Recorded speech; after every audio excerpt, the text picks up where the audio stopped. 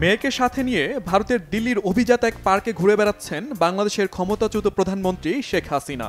এক প্রতিবেদনে এমন তথ্য প্রকাশ করে রীতিমতো হইচই ফেলে দিয়েছে ব্রিটেন ভিত্তিক সংবাদ মাধ্যম ফিনান্সিয়াল টাইমস। শেখ হাসিনা ভারতের ঠিক কোথায় আছেন, কি অবস্থায় আছেন, তার সাথে আর কারা আছেন?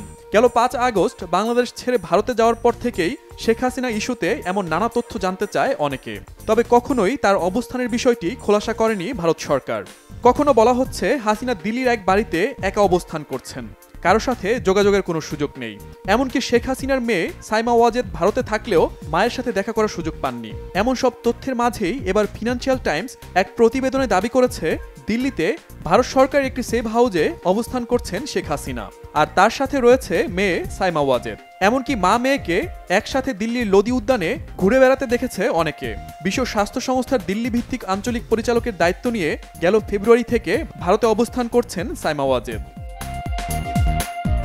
গেল ৫ আগস্ট ছাত্র জনতার তীব্র আন্দোলনের মুখে পদত্যাগ করে দেশ ছেড়ে ভারতে আশ্রয় নেন বাংলাদেশের সাবেক এই প্রধানমন্ত্রী। বিষয়টি ভারত সরকার নিশ্চিত করলেও শেখ হাসিনার অবস্থান পরিষ্কার করেনি কখনো। ঠিক এমন সময়ই এলো ফিনান্সিয়াল টাইমসের এই প্রতিবেদন। তবে দিল্লির ঠিক কোথায় আছেন তার বিস্তারিত জানানো হয়নি।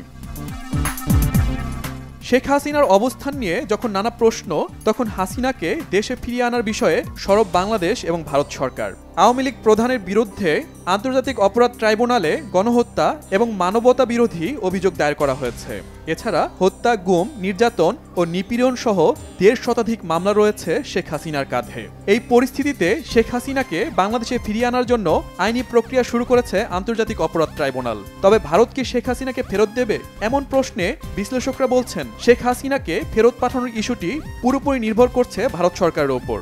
আইন অনুযায়ী হত্যা, গুম, নির্যাতনের মতো অভিযোগে অভিযুক্ত ব্যক্তিকে বাংলাদেশ ফেরত চাইলে ভারত সরকার হস্তান্তর করতে পারে, আবার নাও করতে পারে।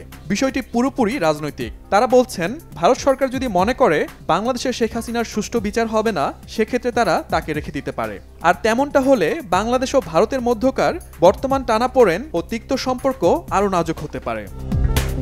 Shahid Arafat, Bangla vision, news desk.